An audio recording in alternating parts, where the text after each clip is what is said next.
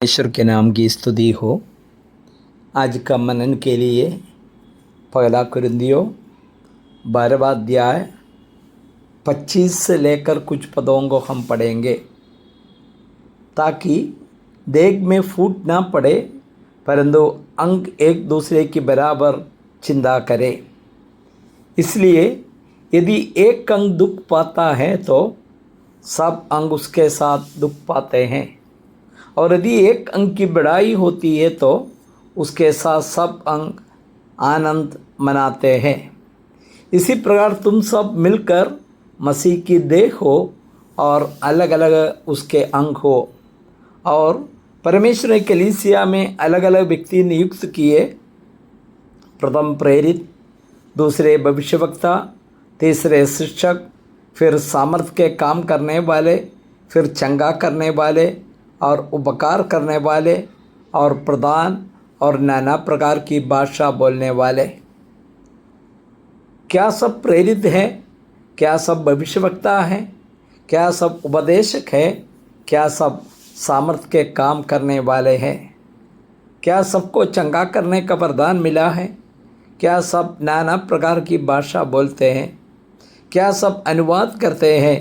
तुम बड़े से बड़े वरदानों का धुन में रहो, परंतु मैं तुम्हें और भी सबसे उत्तम मार्ग बताता हूँ। यहाँ पर प्रेरित पौलुस ने कलीसिया में जो विश्वासियों के बीच में कैसे उनका बीच में संबंध रहना उसके बारे में बताता। 25वां पद में पौलुस बताता ताकि देह में फूट ना हो। हमने कल का संदेश में देख लिया है, शरीर तो एक है लेकिन अनेक अंग होता है। ये अंगों के बीच में जो एकता होना बहुत ज़रूरी है। फूट होने से शरीर ठीक से काम नहीं करता। वैसे ही कलीसिया भी, परंतु अंग एक दूसरे का बराबर चिंता करे। तो पाँव हाथ का चिंता करे, हाथ पाँव का चिंता करे, इसी प्रकार देह सही रीति से चलता। कलीसिया में यही बात पौलुस ने बताता कि ताकि देह में फूट ना पड़े, परंतु अंग एक दूसरे की बराबर चिंता करना। हमारा कलीसिया में जो भी विश्वासी लोग है सब प्रभु का नज़र में उत्तम में श्रेष्ठ है, और उसके बारे में हम चिंता करना बहुत ज़रूरी है। 26वां पद में पौलुस कहते हैं, इसलिए यदि एक अंग दुख पाता है तो सब अंग उसके साथ दुख पाते हैं, और यदि एक अंग की बढ़ाई होती है उसके साथ सब अंग आनंद मनाता। देखिए कैसे कैसे शरीर का अंगों का उदाहरण से कलीसिया का विश्वासियों के बारे में पौलुस बताता। हम क्या बताता है? एक अंग दुख पाता है तो सब अंग उसके साथ दुख पाते हैं। कलीसिया में कोई भी विश्वासी, उनका जीवन में जो भी तकलीफ़ है, दुख है, वो पूरा कलीसिया में दुख फैलाता है, क्योंकि हम एक शरीर का अलग अलग अंग है। कलीसिया जो शरीर है और हम अलग अलग अंग है, इसलिए जरूर उस शरीर के भाव होने वाला अंग जरूर दूसरे विश्वासी का दुखों को हमारा दुख जैसे समझते हैं वो दुख में शामिल होता है। और केवल दुख की बात नहीं, यदि एक अंग की बढ़ाई होती है तो उसके साथ सब अंग आनंद मनाता है। दुख में हम जो शामिल होता दुख में, साथ साथ यदि एक अंग को बढ़ाई होती है तो उसके साथ सब अंग आनंद मनाता है।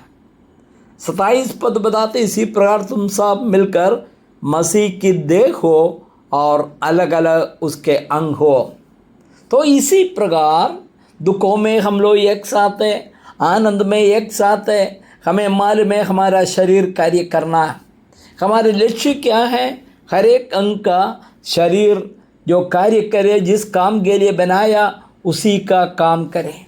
कलीसिया का उद्देश्य क्या है? धरती में प्रभु का महिमा करना, प्रभु के बारे में दुनिया को बताना, प्रभु का आगमन के लिए अपने आप को तैयार करना, ये एक अंग दो अंग से होने वाला बात नहीं, सब अंग मिल करके प्रभु का इस कार्य को पूरा करने के लिए हमें तत्पर रहना बहुत जरूरी है। इसलिए इसी प्रकार तुम सब मिलकर, और बहुत इम्पोर्टेंट बात है मिलकर। कभी कभी कुछ लोग का विचार है हम अकेला ही मैं प्रभु का सेवा करेंगे, मैं अकेला रहेंगे, बाकी लोगों से मुझे मिलना मुश्किल है, मैं प्रभु मुझे जानता। ऐसा कोई अकेलापन का सेवकाई नहीं होता, अकेला आराधना नहीं होता। कलीसिया मिलकर, विश्वासी लोग मिलकर इसी प्रकार हम आराधना करें, सेवा करें, ये बाइबल बताता है। 28 पद में पौलुस बताता है, और परमेश्वर ने कलीसिया में अलग अलग व्यक्ति नियुक्त किए हैं। हमें मालूम है कलीसिया में अलग अलग प्रकार का लोग हैं, और उसमें कुछ लोग हैं प्रेरित, भविष्यवक्ता, शिक्षक, सामर्थ करने वाला इत्यादि। प्रभु की इच्छा तो इसके बारे में कल हम लोग विचार करेंगे। कलीसिया में अलग अलग वरदान प्रभु ने रखा है, उसको समझते हुए कलीसिया को उन्नति के लिए हम कार्य करें। हमारा एक ही उद्देश्य है, सबके द्वारा कलीसिया का उन्नति हो, प्रभु का नाम का महिमा हो, प्रभु के नाम की महिमा हो। आमेन।